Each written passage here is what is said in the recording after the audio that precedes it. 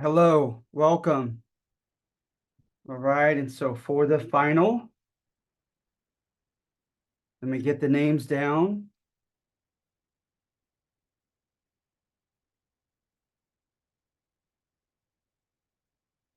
Hello, Kimberly.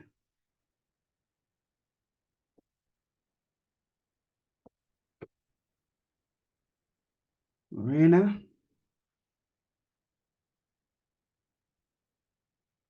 Brandon.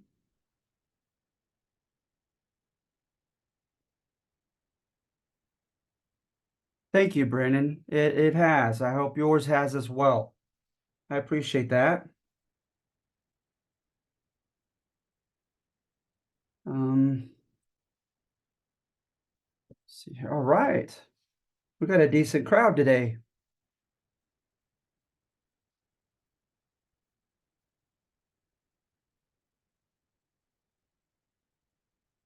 Mm,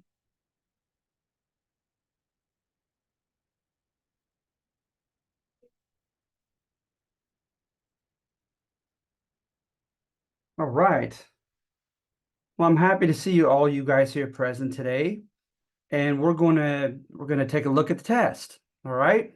So this is it. As far as that which is asked of you for the entire semester.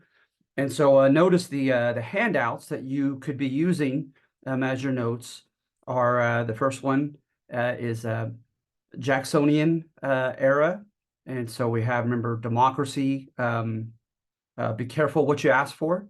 And then number two was a structural history of the large forces that helped women uh, gain some autonomy and some rights. Okay, that was the first handout. Then the second handout was the one with a map on it. Moving on to the antebellum West. Number one, remember we talked about blaming the entire generation for the Mexican-American War. And then two, three, and four pertain to Turner's thesis on the West, as you may recall. And then after that, we did the combined causes of the Civil War. It began with was the Civil War avoidable diplomatically? Followed by number two, the alleged evolution of Abraham Lincoln, followed by three and four, which were three was court history, that it was a crusade to end the evil of slavery, and four, that it was no such crusade, right? And then we have the fighting the war for independence, the independent write-up that you guys had. And then we have the Reconstruction, okay, where you just did one or two on Reconstruction. So that's what is pertinent to this test, okay? Everything comes out of those. So number one, which of the following is not emblematic of democratization during Jackson's era? Nearly all states broadened their franchise. Absolutely. The franchise is those considered citizens. So remember, they dropped property requirements. So now poor white Americans who rent and don't own can now be citizens. Okay. The electoral system was abolished? No. We still have the electoral system. So that should be easy to choose as the one that doesn't fit. The direct election of presidential electors, which we do to this day, yes. And claims of increased popular participation in politics, that is true as well. Remember, I gave the stat that it went up from like 20 something percent of eligible voters up to 80% of eligible voters were voting by the end of the 1830s. Okay, that's incredible. Number two, Jackson's era was not democratic in that most democratic changes benefited only white men, and I think the claim is pretty strong of that. Sometimes minorities suffered from the tyranny of the majority, and that's what the whole section one was about, right? That's why I said be careful what you ask for, is the majority could become the tyrant. And C, to an extent, populism reigned, so that would be all the above. So populism, number three, was explained by the instructor at the risk of simplification as a quid pro quo process. You scratch my back, and I scratch yours in return. Between politicians seeking election and a citizenry whose base sentiments and aspirations are encouraged. And that's exactly true. So that they hated Native Americans, the politicians ran with that. They said that's what the majority want. They want to take the natives' land, force them to sell their lands and move to the West. Then I'm going to support it, said Jackson. It's been a mandate, like the Spanish word mandato. It's been a command from my people. That's what they want. That's what the majority wants. And he acted as if what the majority wants can never be wrong. Okay. And we beg to differ with that. So the majority, like I said, if they have base sentiments, which involves prejudice, coveting other people's lands, instead of trying to refine those base sentiments, their elected politicians just ran with them and fed the beast. Okay. Number 4, Andrew Jackson arguably appealed to the common voters with a frontier self-made man image, endorsement of democratic changes in the republic, and offer of access to land and credit to enhance the common white male citizens' access to the American dream. That is all true. That's Richard Hofstadter, come right out of his book back in the 1960s. Then Alexis de Tocqueville, the guy who traveled here to check out our prison system, and instead he became so enamored with things American that he ended up writing a book called Democracy in America that was much broader than simply a study of the prisons. So did he unequivocally praise the democratization of Jackson-era culture and institutions without any reservations? You could find that in the handout. And I think you'll find that he did have qualms, reservations, concerns, okay, about Jacksonian America. I mentioned that he thought it favored mediocrity, that if you stood out too much, if you were too big of a hot shot, everybody else wanted to pull you down.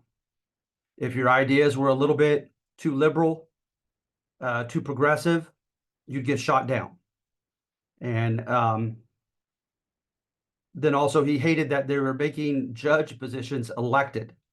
So now the judges are going to feel beholden to make decisions that placate and make happy the majority of white Americans instead of just doing what's right. All right, number 6. Which of the following is false concerning the Trail of Tears? Power struggle between state legislators trying to force tribes to sell their lands through eminent domain and the federal government, which had promised that land to them by way of treaties. That's true. Popularly elected state assemblymen used eminent domain laws against the native tribes, arguably to provide their lands to ambitious white voters. Absolutely. The Supreme Court defended the states' rights to force the natives to sell their lands? No. The Supreme Court sided with the Cherokee in the civilized tribe, said that a federal treaty supersedes a state law. So if the federal government had given them a treaty to stay there, that was strong enough to keep them there. But of course, Andrew Jackson just defied it. He ignored it and defied it. And he forced them to vacate their lands. And he did, as you see on D, used paternalistic rhetoric that it was for their own protection that he was having them moved. Okay. So Trail of Tears. Again, I'm very surprised and disappointed that Hollywood has not created a movie on the Trail of Tears. 7, the instructor used behavioral data to prove the existence of racism in 19th century America because the press, politicians, and other primary source writers were not foolish enough to admit to such. Take a look. Take a look at number 1 underneath the map of the Westward handout. And I think you might find something different there. I think you might find written overt evidence of racism, documented and written down and expressed by the people of that generation. The Chicano perspective.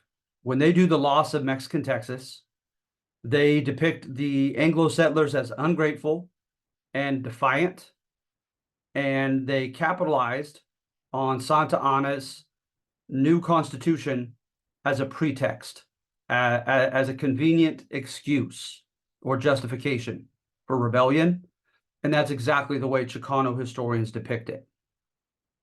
Court American history, however, right, that praises all things American, highlights Mexico's refusal to accept further Anglo settlers into Texas by way of the April 6th colonization law, and Anglo opposition to Santa Anna's exceedingly conservative constitution, known as the Siete Leyes, that undercut representative and local government. That too is true. Okay.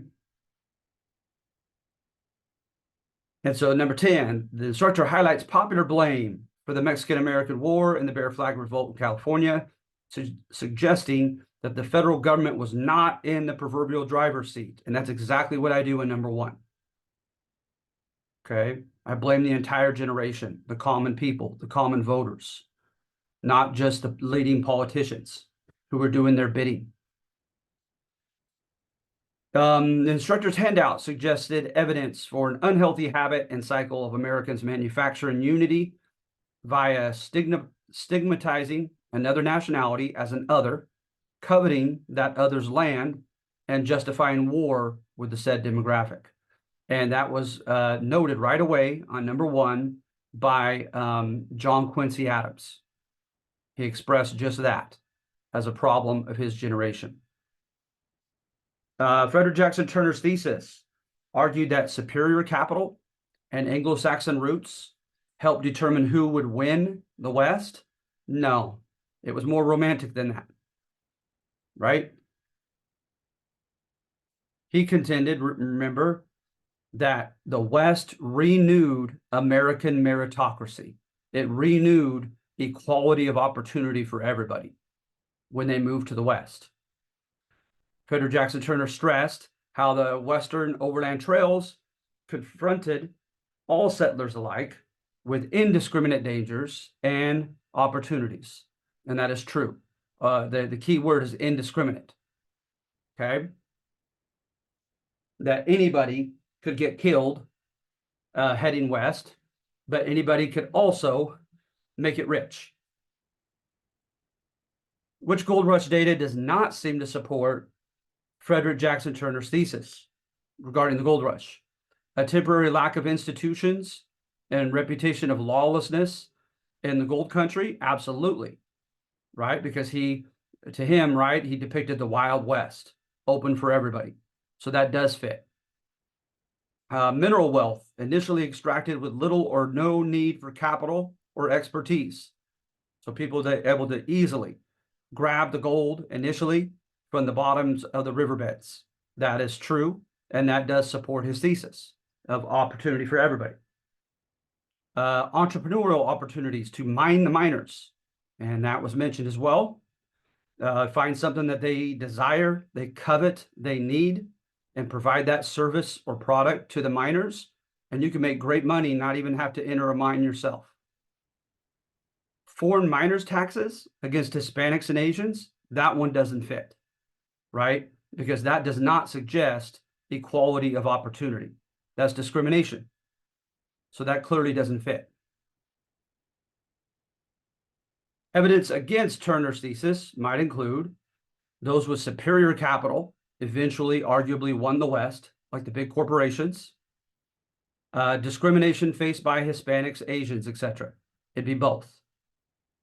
Both those are used in the handout against Turner's thesis.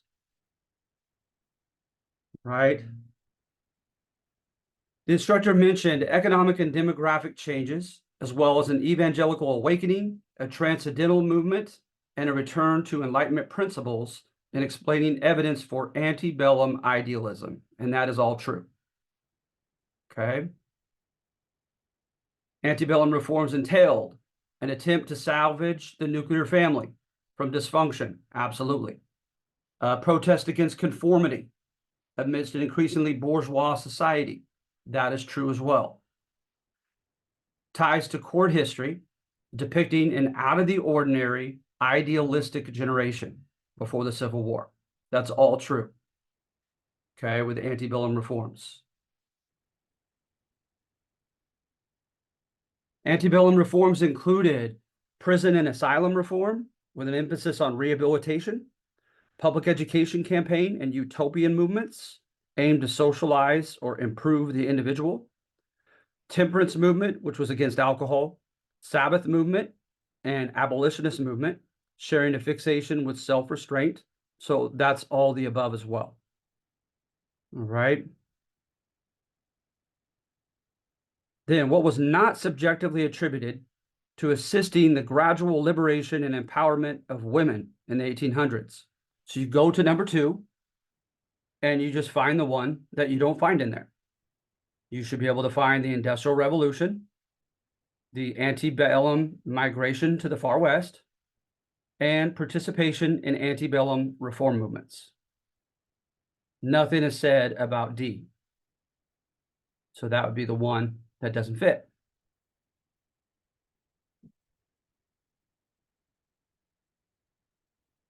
Number 20, the handout postulating if the Civil War was diplomatically avoidable, gave information about constitutional issues, economic realities, and political behavior in Congress. It hinted that the war could have been avoided. Do you guys agree with that? Do you remember that one?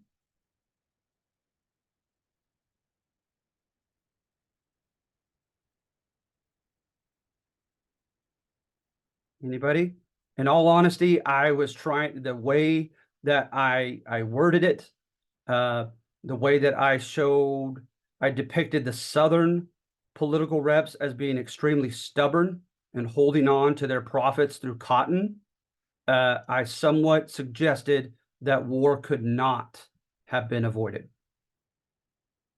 Okay, that a diplomatic solution could not have worked. 21, court history of the Civil War contends that the struggle was ultimately one of factions fighting for political and economic domination. No, court history is always more romantic than that, not just about power.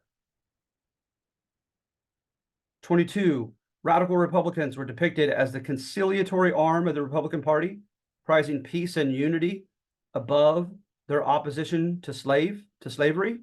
No way. Remember, I depicted the radical Republicans at number 4 of this handout as being very, very stubborn, very, very aggressive in their political tactics to get rid of slavery. Court history emphasizes the degree to which abolitionists and radical Republicans forced public discourse on slavery and ceasing to accept compromise or constitutional sanction of slavery and beginning to use more aggressive tactics. Absolutely.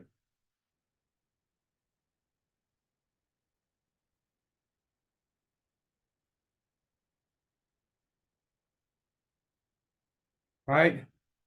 Number 24. Was Abraham Lincoln on number 2 of that handout? Was he depicted as an abolitionist from the beginning? Anybody? Yes, he is an abolitionist. Now, I definitely, right, by the end of the section, I definitely, like, you know, with his very religious speech in his second inaugural speech and his willingness to go through with the 13th Amendment. And so he got over his problems with the Constitution and ended it in all the states, not just the Western territories. I definitely would say that he became an abolitionist. But if you think about it, right, with number 2, I try to make the argument that he evolved in that direction, that it was a kind of a slow evolution. So hence, to be honest, I intended number 24 to be false, that he was not initially an abolitionist, but he came around just in time. Okay. The handout on Lincoln's alleged evolution suggests that he first developed an empathy for slaves that rendered him personally, morally against slavery. Remember 1838 and 1841, he went down the Mississippi and saw slaves for the first time. said that it made him sick, then subsequently developed a philosophy to overcome his constitutional issues shortly after the Dred Scott decision. That is true. Okay. The Dred Scott decision, remember, they stated that according to the Fifth Amendment, that a slave owner could bring slave owners could bring their slaves up into free states, and the free states had to accept their Fifth Amendment right to their property. So the Dred Scott decision was seen as being highly aggressive by the South, where they were trying to spread slavery everywhere, right, across the country. So when that decision was made, supposedly Lincoln said the gloves were off. Now he's going to get more aggressive in his political arguments for ending slavery. Okay. So 26, allegedly polarizing events of the 1850s included chaotic and confrontational consequences to political solutions, like riots and laws against the fugitive slave law, and violence emanating from a plan to determine the legitimacy of slavery by vote in Kansas. Absolutely, that all happened. Included an increasing image each region portrayed of becoming increasingly stubborn, uncompromising, and radical regarding the issue of slavery. Absolutely. Included a bold attempt by the Supreme Court to secure the enslavement and disenfranchisement of Black men. And of course, that was a Dred Scott case. So that would be all the above. Okay. 27, revisionist history portrays the Civil War as a moral crusade. No, that's court history. Court history depicts it as a moral crusade. So I swapped them. What about evidence that supports revisionist history that this was no crusade? Racism and discrimination in the North, as well as in the South? Absolutely. Declarations by President Lincoln and Congress that combating slavery was not their primary concern. Sadly, we have those. Written evidence that key political leaders stressed the need for African-American men's military help, and that may have had something to do with them finally freeing them so that they could use them to fight and help the North as soldiers. That is all the above. Okay. Revisionist data on Lincoln. This is kind of sad stuff. Lincoln's Declaration of Emancipation only for slaves of rebels in his Emancipation Proclamation. That is true. An infamous quote against the social and political equality of the Black and white Americans. Yes. He dragged his feet in confronting slavery in states where it had already been sanctioned. And his refusal to place any radical Republicans in his cabinet, he did put a couple radical Republicans in his cabinet. So that last one is the one that doesn't fit with revisionist data on him. This one's from the textbook that we didn't use. The textbook contends that the Free Soil Party's formation signaled the inability of the existing two parties to contain the political passions created by the slavery issue. That is true. Okay. So the textbook question on the Free Soil Party is true. 31, Antietam, according to the text, hosted the war's bloodiest day of battle. Yes. 32, the textbook contends that Union leader George B. McClellan's tenacity and willingness to sacrifice soldiers helped defeat the Confederacy. No, he was timid, and the guy whose name should be in there is Ulysses S. Grant. Ulysses S. Grant is going to be the one that finally takes his place, and he loved to fight. He was aggressive. 33, at the end of the war, Grant's army deprived Richmond of resources and trapped Lee's mobile army, and Sherman helped break the will of the South with his destruction of Atlanta and march through South Carolina. That is true.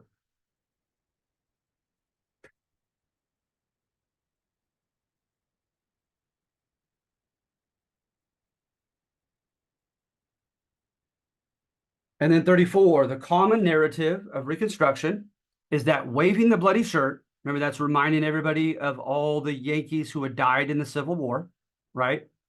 In response to President Johnson's lenient policies in the South, sufficed to empower Northern public sentiment to demand great changes in the South, but that Black and white Republicans did not stay united and folded amidst a Southern backlash, press coverage of, quote, Negro misrule, and a presidential compromise. That is all found on number 1 of the Reconstruction handout. That is true. 35. What does not describe or defend Dunning's thesis? Racism in the North? Yes. Evidence for Northern recognition of the benefits of arming slaves? Yes. Abolitionist sentiment in the North? That doesn't fit. C, does not fit. Because remember, Dunning's thesis, he was a Southern historian. He said the North did what it did for Black people in the South for all the wrong reasons, to try to weaken and divide the white South, that they didn't really care about Black people. Then what is false regarding African-American agency during Reconstruction? Political participation by freedmen was impressively high. Yes. An overwhelming majority of freedmen initially elected to office have been plantation slaves. No.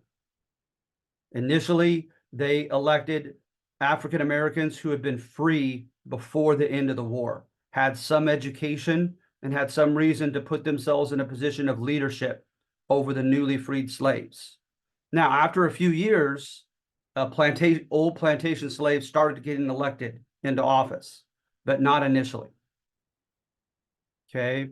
African American churches did much to organize and encourage Black Southerners. Absolutely.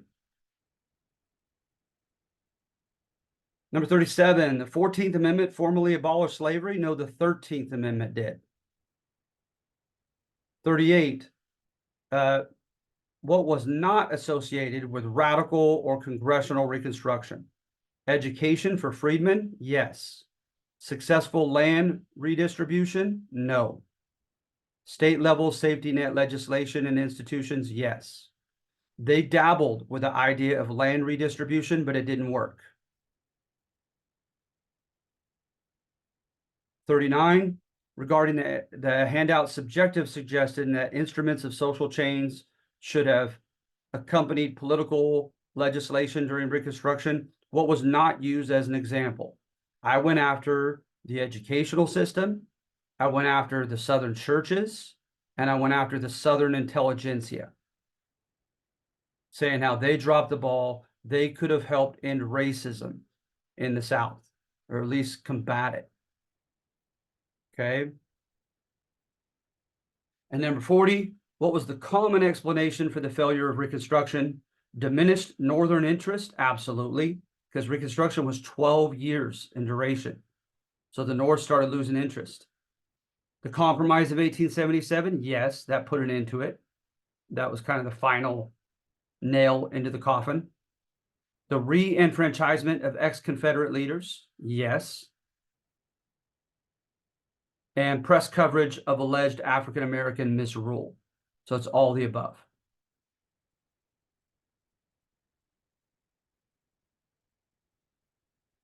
All right, so hopefully accompanying me with this video, you should be able to ace it your very first time. All right, thank you, Kyle. Olga. All right, so yeah, all right, thank you. But you still have 2 shots at it. But yeah, if you took notes here during this video, I'd suggest just getting it done with. There you go. I'd suggest just getting it done with while it's fresh in your head. All right. But you guys have a great winter break, and I wish you well in your future classes.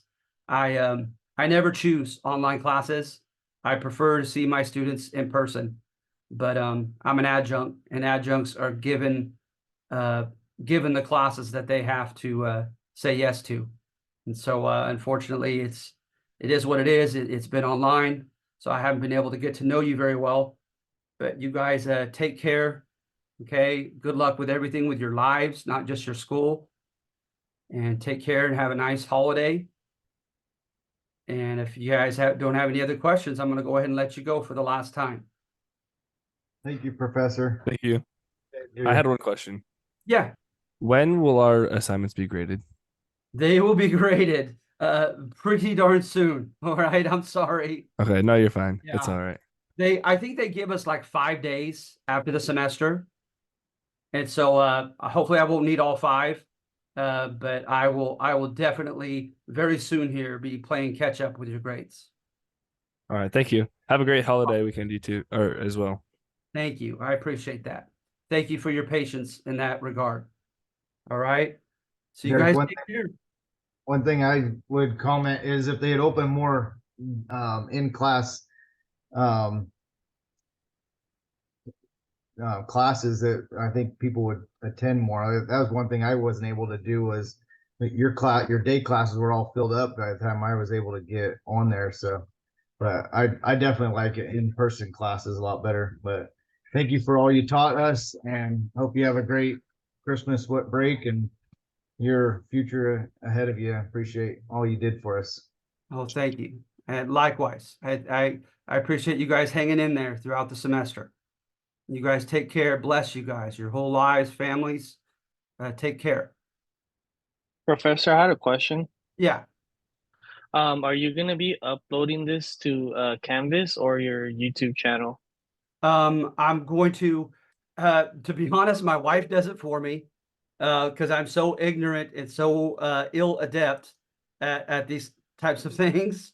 And so I think she does it first through YouTube and then puts it here on Canvas. Alrighty then, Professor. Okay. Thank you Yeah, very much. Really appreciate Thank you, Professor. All right. Thank you guys. I appreciate your appreciation. This is it's been a great way to end it. All right. So you guys take care. Bye-bye. Bye-bye. Professor? Yes. I joined a little late. Was there anything from the review that I missed? Well, hun, to be honest, if you came pretty late, I will ask my wife to immediately get on downloading this because we went through the whole test. I think I was like 10, 15 minutes late. Okay. So yeah, just if you don't mind, I'll try to expedite that process of getting it downloaded because like I said, I went through every single question. Oh, okay. All right, sorry. Okay, it was nice being in a Zoom call. This is the first one of the semester I was able to attend. All right, well, I'm glad to have you right at the end. Yeah. Thank you. Thank you. Have All a right, nice you holiday. guys. All right, so you guys take care, okay? All right, Bye. you too. I have a question. Are you still there? Yeah. Yes, my computer is acting up. I don't see anything. Oh, there you go. When we have like a late assignments, for Uh-huh. events that happens in my life the whole semester, I have to make some trips to Mexico, and one of my nieces passed away, and my son has surgery. So I have a couple assignments that was late. Did that deduct points from it, or did I need to submit some evidence to you? Yeah, no, I mean, just any type of communication to me, like what you're doing right now. Because yeah, matter of fact, I'll write your name down. Yes. Okay, because Yes, I I'm always gonna- do that in my it's okay. I always do that in my syllabus. I think Yeah, openly I say guess I don't sorry. I don't mean to play God, but normally, yes, I take, if it's a few days, I'll take about 5 points. If it's about like 7 or 8 days, I take about 10 points off. Some have gone back and done some that were like 30 days late. So I took off at least 15 points. But I always reserve the right to make exceptions for cases just like that. When Yeah, that was the you have reason. medical issues, you're traveling out of the country. And so I just need to know. And so that's good that you let me know. Yes, just to let you know, my last name that I'm on it is Duarte, but Okay. the one picked up over here was Bierman, so it's Olga Duarte. Sure. And that was the reason I just want to put it up to you because I cannot bring my laptop over there or work on it and, what's back and forth and, I have funerals and things to do there. So Sure. thank you. No problem. No, and that's exactly, this is a case in point, exactly why I give myself that out on my syllabus. For Okay, cases well- just like this. Well, thank you very much and happy holidays to you and your family as well. And enjoying the class as well. Thank And you. happy holidays to everyone. Yeah. Thank you. All you guys, okay? All right, so can we go? Anybody else? Any questions? All right, you guys take care, okay?